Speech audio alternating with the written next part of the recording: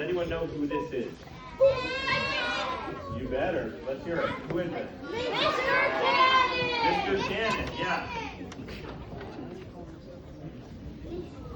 So Mr. Mike Cannon was an incredible person who worked here for longer than NCA even existed, actually. He was working here when it was still St. Gertrude 30 years ago. He was an incredibly generous person that would drop anything to help any one of us here in our community. And a year ago, he passed. So a year ago today, Mr. Cannon died, and we miss him terribly. So we invited a couple people that were good friends with Mr. Cannon to just share a little bit about what made him so special. I'm going to invite them up here now. Maybe we could start with Ms. Backus. And they're just going to share a couple words about our friend, Mr. Mike Cannon. So I've worked at NCA for 5 years. And during all that time, Mr. Cannon was our bus driver. And I had to move my classroom from different campuses. For a while I was at St. Edith's, then I had to move to this campus, and then I moved from the 3rd floor of the gym building, and then I had to move to this 3rd floor. And guess who helped move all those boxes? Bobby? Yes. I would look at I would spend the whole day packing them. I'd put them on the desk in a stack, and I'd look at all these boxes, and I thought, oh, how are we going to get them over to the other side of the campus, other part of the campus? I'd come back in the morning, they'd be gone. Somehow, between when I left to go home and the next day, Mr. Cannon came, he would come and get the boxes, put them in his car, or I think one time he put them in the bus, and then he would drive them to the other classroom and help me set up the classroom. He did that. That was just one example of a kindness that he showed. The other favorite memory I have are his treats. Now, Mr. Cannon lived near Misericordia. Now, if you've been to how many of you have been to their bakery?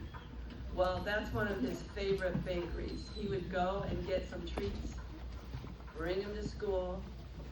I'd come in the morning, there'd be treats waiting for me. So he was always very thoughtful like that. And I found out that today is World Kindness Day. And I thought, oh, it's Mike Cannon, World Kindness Day. And World Kindness is about showing kindness and about doing one kind thing. I think it would be really nice if we did that in honor of Mike Cannon today for World Kindness. Think of one kind thing you can do. It could be as small as saying to somebody, you know, thank you I like your smile. It could be that small. Or it could be helping your mom or your dad out cleaning something extra today. So in memory of Mike Cannon, let's do something kind today. Okay.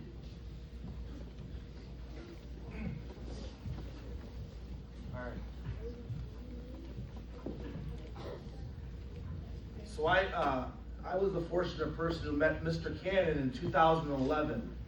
So in 2011, when I started NCA, he was the first guy I actually met in the parking lot.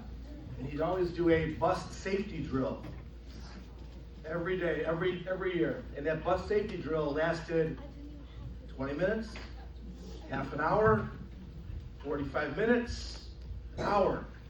He was the safest driver I've ever seen in my life. You might be able to get from point A to point B in the safest way possible, because he was all about taking care of you people, the safety. So that's my big memory of Mr. Cannon.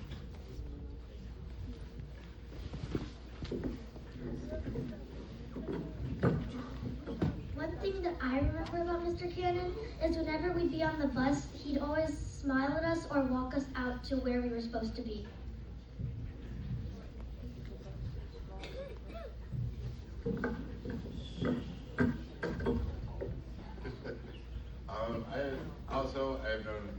I knew Mike Cannon for forever, first as a parent here and then as a teacher. So I have a lot of stories. I'll share my children's favorite story of is they always thought it was really funny that Mike would, when he got kind of anxious or overwhelmed on the bus, he would tell everybody to be quiet, you can't see the road. And my kids always thought it was so funny that it's like, wait, what does our talking have to do with you seeing? But as someone with ADHD, I totally understand what you meant. So, but my personal favorite, or one of my things that I always talk about with Mike is, we actually live really close to the old middle school building, and a couple times over the years, I had like car trouble to where like maybe my battery didn't start that day, or maybe I had to put it in the shop for several days to get things repaired. And I lived close enough to the middle school that he would drive me to this campus to teach on the bus. And anybody that knows me, I am not the most prompt or on-time person. I am historically late to everything. So he would wait for me. He knew that my car was in the shop, and I would be trying to hustle my kids out the door to make it to the bus, and I didn't want to make him late to get here. But I, we'd be sprinting down the street, and I would turn the corner, and he'd still be there waiting for me. He goes, "Oh, I knew you were coming eventually." So I just always appreciate it because it made my life a lot easier, and he didn't have to do that.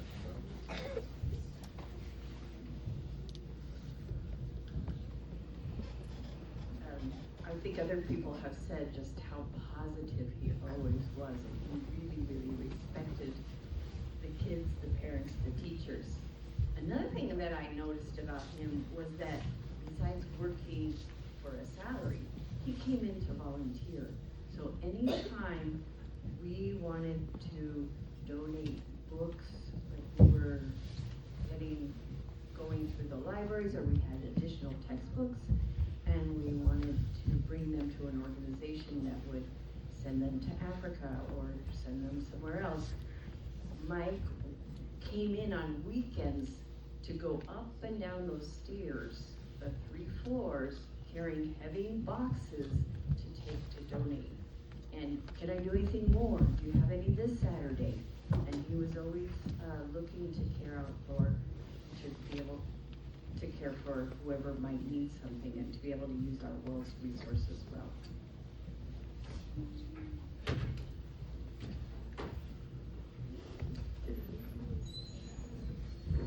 So, there's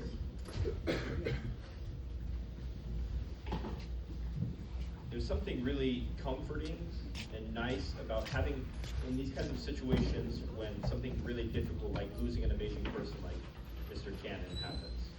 We're at a loss for words. We don't know what to say. Fortunately, the church gives us words that we can use in these kinds of situations. And one that's, to me, always super consoling is the prayer for the dead. So Maeve is going to lead us.